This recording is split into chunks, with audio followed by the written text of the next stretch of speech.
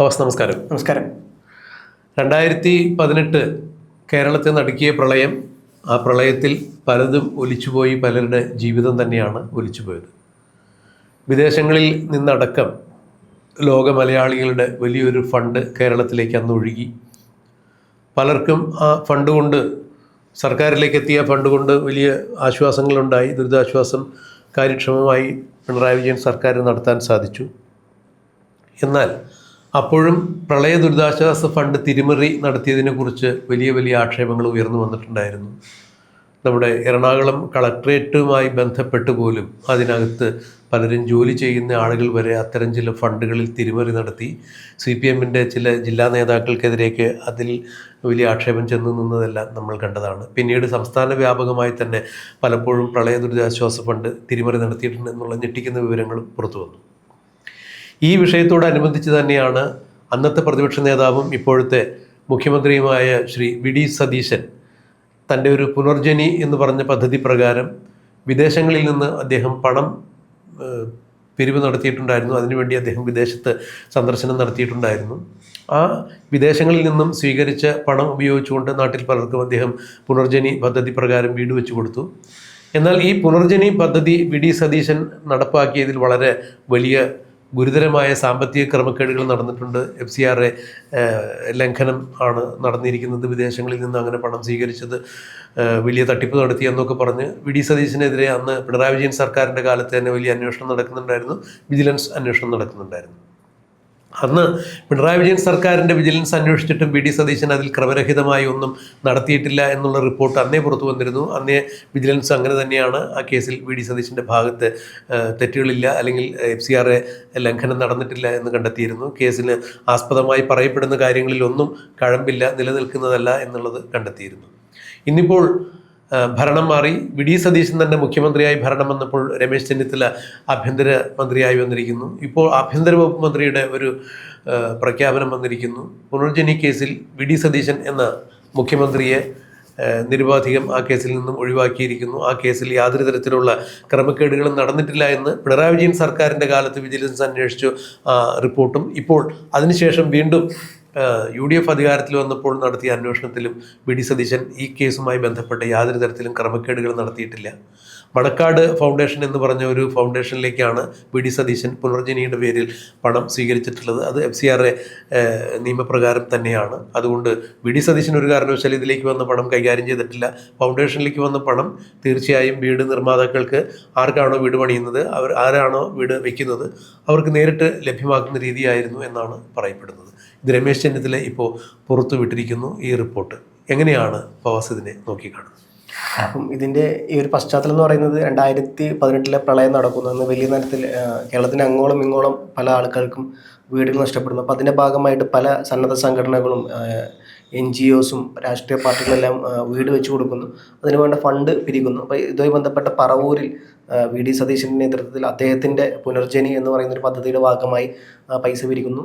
അപ്പം ഇതിനെതിരെയുള്ള ഒരു ആരോപണമാണ് വന്നത്. ഇതിൽ FCRA വിദേശ ഫണ്ടുകൾ ക്രയവിക്രയം നടന്നു എന്നുള്ള തരത്തിലൊക്കെയാണ് പ്രധാനപ്പെട്ട ആരോപണം. മറ്റൊരു കാര്യം, UK ഒരു പ്രോഗ്രാമിൽ ഈ പറഞ്ഞ 500 പൗണ്ട് അദ്ദേഹം ആവശ്യപ്പെട്ടു എന്നുള്ള തരത്തിലുള്ള ആക്ഷേപം. ഇത്തരത്തിലുള്ള പല കാര്യങ്ങളാണ് വന്നത്. അതിൽ പ്രധാനപ്പെട്ട കാര്യം FCRA നിയമലംഘനം നടന്നു എന്നുള്ളതും, മറ്റൊരു പ്രധാനപ്പെട്ട കാര്യം UK-യിൽ നിന്ന് 500 പൗണ്ട് വീതം ഓരോരുത്തരോട് നൽകാൻ പറഞ്ഞു എന്നുള്ള സാധനവും. അതുപോലെ തന്നെ എന്താ പറയുക, വിദേശകാര്യ മന്ത്രാലയത്തിൻ്റെ അനുമതി ഇല്ലാതെ ഇത്തരത്തിൽ വിദേശയാത്ര പോയതെന്നുള്ളതും. അപ്പോൾ ഇങ്ങനത്തെ പ്രധാനപ്പെട്ട 3 ആരോപണങ്ങളാണ് അദ്ദേഹത്തിനെതിരെ അന്ന് ഉന്നയിച്ചിരുന്നത്. എന്തായാലും അതിലൊന്നും കൃത്യമായിട്ടുള്ള സാധനങ്ങൾ കൊണ്ടുവരാൻ സാധിച്ചിട്ടില്ല. അന്വേഷണം നടന്നു എന്നുണ്ടെങ്കിൽ കൃത്യമായിട്ടൊന്നും കൊണ്ടുവരാൻ സാധിച്ചു. പിന്നീട് 2013 ഈ പറഞ്ഞ പോലെ വി.ഡി. സതീശനെതിരെ ED ഈ വിഷയവുമായി ബന്ധപ്പെട്ട് കേസ് രജിസ്റ്റർ ചെയ്യുന്നു. അതുമായി ബന്ധപ്പെട്ട് പിന്നീട് FEMA ആക്ടുമായി ബന്ധപ്പെട്ട കരാറിൻ്റെ ലംഘനം നടന്നിട്ടുണ്ടോ എന്നുള്ള തരത്തിലുള്ള ചർച്ചകൾ നടക്കുന്നു. മാത്രമല്ല, സതീശനെതിരെ പലതരത്തിൽ ആൻറ്റി കറപ്ഷൻ ബ്യൂറോ പോലത്തെ പല ഏജൻസികളും കേസുകളെടുത്ത് മുമ്പോട്ട് വരുന്നു. അപ്പോൾ അന്ന് വലിയ തരത്തിലുള്ള പ്രത്യാരോപണങ്ങൾ ഇതിൻ്റെ ഭാഗമായിട്ടുണ്ടായിരുന്നു. സ്വാഭാവികമായിട്ടും സതീശൻ ഒന്നും ഇല്ലാണ്ട് മുൾമുനയിലായിരുന്ന ഒരു സന്ദർഭം തന്നെയായിരുന്നു. അപ്പോൾ എന്തായാലും ഈ വിഷയം ബന്ധപ്പെട്ട് ഇത്തരത്തിലുള്ള യാതൊരുവിധ തെളിവുകളും രണ്ടാം പിണറായി വിജയൻ സർക്കാരിൻ്റെ കാലത്തും പിന്നീട് വി.ഡി. സതീശൻ മുഖ്യമന്ത്രിയാകുമ്പോൾ യാതൊരു യാതൊരുവിധ തെളിവുമില്ല എന്നുള്ളത് ഔദ്യോഗികമായി അവർ തന്നെ പറയുന്നു. എന്തായാലും ഈ വിഷയം ബന്ധപ്പെട്ട് സതീശന് ക്ലീൻ ചീറ്റ് കിട്ടിയ സ്ഥിതിക്ക് അത് ഇനി വല്ലാണ്ട്, കാരണം എക്കാലത്ത് ഈ ഇലക്ഷൻ സമയത്ത് വരെ CPM വല്ലാണ്ട് കുത്തി നടന്ന അല്ലെങ്കിൽ ഉയർത്തിക്കൊണ്ടുവന്ന പ്രധാനപ്പെട്ട ഒരു ആരോപണമായിരുന്നു, ഒരു അഴിമതി നേതാവാണ് നിങ്ങൾ മുഖ്യമന്ത്രിയാക്കാൻ പോകുന്നത് എന്നുള്ളത്. ജയിച്ചതിന് ശേഷമടക്കം ഈ സാധനം CPM വല്ലാണ്ട് കൊണ്ടുവന്നായിരുന്നു. അദ്ദേഹത്തിന് യോഗ്യതയിൽ എന്താ പറയുക, അഴിമതിയിൽ പുരണ്ട കൈകളാണ് അദ്ദേഹത്തിൻ്റെത് എന്നുള്ള പലതരത്തിലുള്ള ആരോപണം CPM ഒന്ന് കൃത്യമായി കൊണ്ടുവന്നായിരുന്നു. പിന്നീട് ഈ പറഞ്ഞ പോലെ 2025 ആദ്യമായിട്ട് അദ്ദേഹത്തിനെതിരെയുള്ള അന്വേഷണത്തിന്റെ പ്രഥമ റിപ്പോർട്ട് പുറത്തു വരുന്നത്. അന്ന് ഈ പറഞ്ഞ പോലെ അദ്ദേഹത്തിനെതിരെ ക്ലീൻ ചീറ്റ് തന്നെ അന്ന് കൊടുത്തിട്ടുണ്ട്. പക്ഷേ കൂടുതൽ കാര്യങ്ങൾ അന്വേഷിക്കണം എന്നുള്ള കാര്യം വ്യക്തമാക്കിയിട്ടുണ്ടായിരുന്നു. ഇപ്പോൾ 2026 എത്തുമ്പോൾ അദ്ദേഹം പൂർണ്ണമായും നിരപരാധിയാണ് എന്നുള്ള രീതിയിൽ ഈ പറഞ്ഞ പോലെ റിപ്പോർട്ട് വരുന്നു. സ്വാഭാവികമായിട്ടും അത് VD സതീശന് വലിയ തരത്തിലുള്ള ഒരു ആശ്വാസമാണ്. മാത്രമല്ല CPM-നെ സംബന്ധിച്ചിടത്തോളം ഈ ഒരു കാര്യം വെച്ചിട്ടായിരുന്നു ഇത്രയും കാലം അവർ വല്ലാണ്ട് പ്രതിപക്ഷത്തെ അല്ലെങ്കിൽ ഭരണപക്ഷത്തെ മുൾമുനയിലാക്കി നിർത്തിയിരുന്നത്. പക്ഷേ ഈ ഒരു വിഷയത്തിൽ കൂടി ഈ പറഞ്ഞ ക്ലീൻ ചീറ്റ് കിട്ടിയ സ്ഥിതിക്ക് ഇനി എന്ത് ആരോപണമായിട്ടായിരിക്കും CPM മുമ്പോട്ട് വരിക എന്നുള്ളതായിരിക്കും.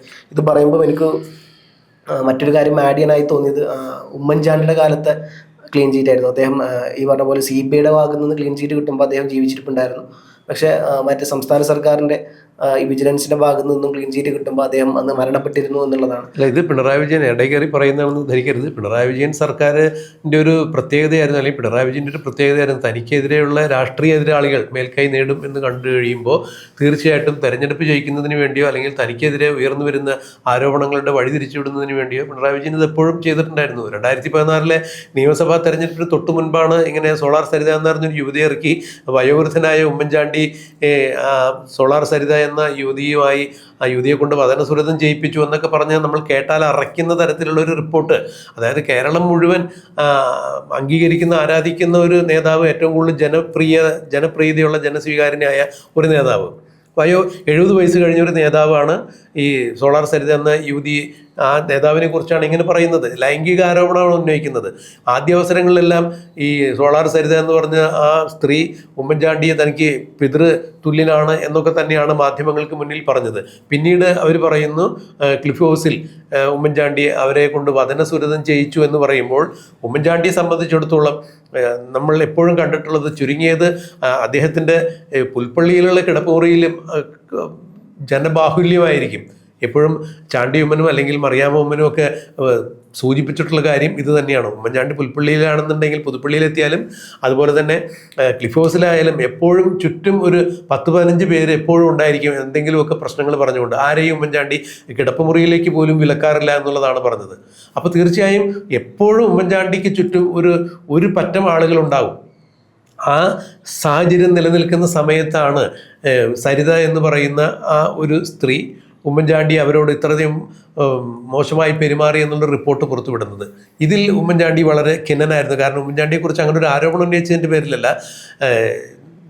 ഇതുവരെ രാഷ്ട്രീയ ജീവിതത്തിൽ നിന്നിട്ട് ഒരു കാരണവശാലും താൻ ഇങ്ങനെയാണോ തന്നെ വിലയിരുത്തപ്പെടുന്നത് എന്ന രീതിയിൽ, അത് ഈ പ്രതിപക്ഷ നേതൃനിരയിൽ നിന്നും ഒരു രാഷ്ട്രീയ നേട്ടത്തിന് വേണ്ടി ഉമ്മൻചാണ്ടിക്കെതിരെ ഇങ്ങനെ ഒരു കേസ് കെട്ടിച്ചമയ്ക്കുന്നു.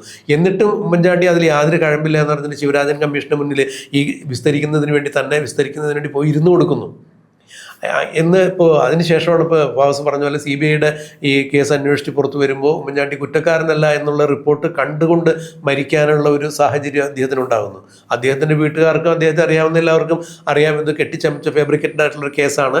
ലക്ഷ്യം 2016 നടക്കുന്ന നിയമസഭാ തെരഞ്ഞെടുപ്പിൽ ഇടതുപക്ഷത്തിന് അധികാരത്തിൽ വരണം. ഉമ്മൻചാണ്ടിയുടെ ജനസമ്പർക്ക പരിപാടി ഇങ്ങനെ മുന്നോട്ട് പോയി കഴിഞ്ഞാൽ തീർച്ചയായും 2016 നടക്കുന്ന നിയമസഭാ തെരഞ്ഞെടുപ്പിൽ ഉമ്മൻചാണ്ടി തന്നെയായിരിക്കും അധികാരത്തിൽ വരിക എന്ന് തിരിച്ചറിഞ്ഞ പിണറായി വിജയനും CPM-ഉം ഏത് തരത്തിലും അവരെ വീഴിക്കുന്നതിന് വേണ്ടി കണ്ടെത്തിയ ഒരു പരിപാടിയാണ് ഈ സോളാർ സരിത എന്ന യുവതി ഉപയോഗിച്ചുകൊണ്ട് നടത്തിയ ഈ ലൈംഗിക ആരോപണ കേസ്. അതിന് പിന്നിൽ ചുക്കാൻ പിടിച്ച നിരവധി ഘടകങ്ങളുണ്ട്, നിരവധി ആളുകളുണ്ട്. അന്ന് പിണറായി വിജയൻ സർക്കാരിൽ പിന്നീട് ഗതാഗത വകുപ്പ് മന്ത്രി ആയിരുന്ന KB ഗണേഷ് കുമാർ, അദ്ദേഹത്തിൻ്റെ ഭാര്യ യാമിനി തങ്കച്ചിയും അതുപോലെ തന്നെ ഈ സോളാർ സരിതയുമായി ബന്ധപ്പെട്ട ചില കേസുകൾ കൈകാര്യം ചെയ്യുന്നതിൽ ഉമ്മൻചാണ്ടി കർക്കശ നിലപാട് പുലർത്തി. അതിൻ്റെ വൈരാഗ്യമാണ് തൻ്റെ അധികാരം പോയിട്ടും തന്നെ സഹായിക്കാൻ തുനിയാതിരുന്ന ഉമ്മൻചാണ്ടിക്ക് ഒരു പണി കൊടുക്കുക എന്നുള്ള ഉദ്ദേശത്തോടുകൂടി KB ഗണേഷ് കുമാർ വെച്ചൊരു പണി തന്നെയായിരുന്നു ഈ സോളാർ സരിതയിലൂടെ മുന്നോട്ട് വന്നത്. അത് പിണറായി വിജയനും സ്വീകാര്യമായൊരു പദ്ധതിയായിരുന്നു. ഇങ്ങനെ ഒരു കേസ് പോലെ തന്നെയാണ് VD സതീശനെതിരെ 2018 ഈ പ്രളയ ദുരിതാശ്വാസവുമായി ബന്ധപ്പെട്ട് പുനർജനിയുമായി ഒരു കേസ് ഉണ്ടാക്കുന്നത്. എന്തായാലും പിണറായി വിജയൻ്റെ തന്നെ വിജിലൻസ് അന്വേഷിച്ചിട്ട് കണ്ടെത്താൻ യാതൊരു തുമ്പും കണ്ടെത്താൻ സാധിച്ചിട്ടില്ല. വി ഡി സതീശൻ അതിൽ തെറ്റുകാരനാണ് എന്ന് തെളിയിക്കുന്ന ഒരു തെളിവും കണ്ടെത്താൻ സാധിച്ചിട്ടില്ല എന്ന് പിണറായി വിജയൻ്റെ തന്നെ വിജിലൻസ് ആണ് റിപ്പോർട്ട് കൊടുത്തിരുന്നത്. അത് തന്നെയാണ് ഇപ്പോൾ രമേശ് ചെന്നിത്തലയും ഏറ്റെടുത്ത് പറഞ്ഞത്. എന്തായാലും ആ കേസിൽ അന്വേഷിച്ചിട്ട് വി ഡി സതീശൻ ഒരു കാരണവശാലും അതിൽ പണം വാങ്ങിയിട്ടുണ്ടെന്ന് തെളിയിക്കാൻ ആർക്കും സാധിച്ചിട്ടില്ല. പണപ്പാട്ട് ഫൗണ്ടേഷൻ വഴിയാണ് ഇത്തരം കാര്യങ്ങൾ നടത്തിയിട്ടുള്ളത്. ആർക്ക് വേണ്ടിയാണോ വീട് നിർമ്മിച്ചു കൊടുക്കുന്നത്, ആരാണോ വീട് നിർമ്മിക്കുന്നത്, അവരിലേക്ക് പണപ്പാട്ട് ഫൗണ്ടേഷൻ നേരിട്ട് പണം കൈമാറ്റം ചെയ്യുന്ന രീതിയായിരുന്നു. FCRA നിയമ ലംഘനം നടന്നിട്ടില്ല. അവർക്ക് കൃത്യമായി വിദേശ നാണയ വിനിമയ ചട്ട അനുസരിച്ച് പണം സ്വീകരിക്കാനുള്ള ലൈസൻസിയുള്ള ഒരു ഏജൻസിയാണ് ഇവർ എന്നുള്ളതാണ് മനസ്സിലാക്കിയിരിക്കുന്നത്. എന്തായാലും ഇത്തരം ഒരു കാര്യം പറഞ്ഞ് വി ഡി സതീശനെ തകർക്കുക, 2016 ഉമ്മൻചാണ്ടിയെ തകർത്തതുപോലെ 2026 വി ഡി സതീശനെയും തകർക്കുക, അങ്ങനെ ഭരണം പിടിക്കുക എന്നുള്ള പിണറായി വിജയൻ്റെ സ്വപ്നമാണ് പൊലിഞ്ഞത്. എന്തായാലും ഈ പറഞ്ഞ പോലെ രാഷ്ട്രീയത്തിൽ ഏതൊരു വ്യക്തിയും ഇല്ലാണ്ടാക്കാൻ ഞാൻ എപ്പോഴും വിശ്വസിക്കുന്ന രണ്ട് കാര്യങ്ങളുള്ളൂ. ഒന്ന് അഴിമതി അല്ലെങ്കിൽ ഫിനാൻഷ്യൽ കാര്യങ്ങളിൽ ഉൾപ്പെടുത്തുക എന്നുള്ളതാണ്. ഇത്തരത്തിലെ കറപ്റ്റഡ് പേഴ്സണാണ് അഴിമതി ചെയ്തിട്ടുണ്ട്, ഒരുപാട് അഴിമതിയുടെ കറ കയ്യിൽ പുരണ്ടിട്ടുണ്ട് എന്നുള്ള സാധനം കൊണ്ടുവരിക. രണ്ടാമത്തെ കാര്യം ഈ പറഞ്ഞ പോലെ സ്ത്രീ ആരോപണം. ഇത് രണ്ടുമാണ് രാഷ്ട്രീയത്തിൽ ഏതൊരു വ്യക്തിയുടെയും പതനത്തിന് ഇടയാകുന്ന പ്രധാനപ്പെട്ട കാര്യങ്ങൾ. നമ്മൾ കേരള രാഷ്ട്രീയം നോക്കിക്കഴിഞ്ഞാൽ നമുക്ക് കൃത്യമായിട്ട് കാണാൻ പറ്റും. ഇപ്പം കെ മാണി സാറിൻ്റെ സാധനമായാലും ശരി, ലാസ്റ്റ് ബാർക്കോഴ വിവാദമായി ബന്ധപ്പെട്ട് വലിയ തരത്തിൽ കോഴ വാങ്ങി. അത് ഈ പറഞ്ഞ പോലെ ഫിനാൻഷ്യൽ മാറ്ററാണ് അവിടെ വരുന്നത്. ഉമ്മൻചാണ്ടിക്കെതിരെയുള്ളതാണെങ്കിൽ അത് സ്ത്രീകളുമായി ബന്ധപ്പെട്ട മാറ്ററാണ് കൊണ്ടുവരുന്നത്. ഏതൊരു വ്യക്തിക്കും ഇപ്പോൾ സതീഷിനെതിരെയും കൊണ്ടുവന്ന് ഫിനാൻഷ്യലുമായി ബന്ധപ്പെട്ട കാര്യങ്ങളാണ്. അപ്പോൾ ഏതൊരു രാഷ്ട്രീയക്കാരനെയും രാഷ്ട്രീയത്തിൽ ഇല്ലാണ്ടാക്കാൻ പറ്റിയ ഏറ്റവും രണ്ട് നല്ല തുറുപ്പ് ഷീറ്റ് എന്ന് പറഞ്ഞാൽ ഒന്നല്ലെങ്കിൽ അഴിമതി, മറ്റൊന്ന് സ്ത്രീ വിരുദ്ധ. ഈ രണ്ട് സാധനങ്ങൾ കൊണ്ടുവന്നു കഴിഞ്ഞാൽ എത്ര വലിയ തലമുതിർന്ന നേതാവായാലും ശരി അദ്ദേഹത്തെ വീഴ്ത്താൻ പറ്റും എന്നുള്ള സത്യാവസ്ഥയാണ്. ആ സെയിം സാധനം തന്നെയാണ് പിന്നീട് പിണറായി വിജയൻ്റെ കാലത്തും അവർ ഉപയോഗിച്ചത്.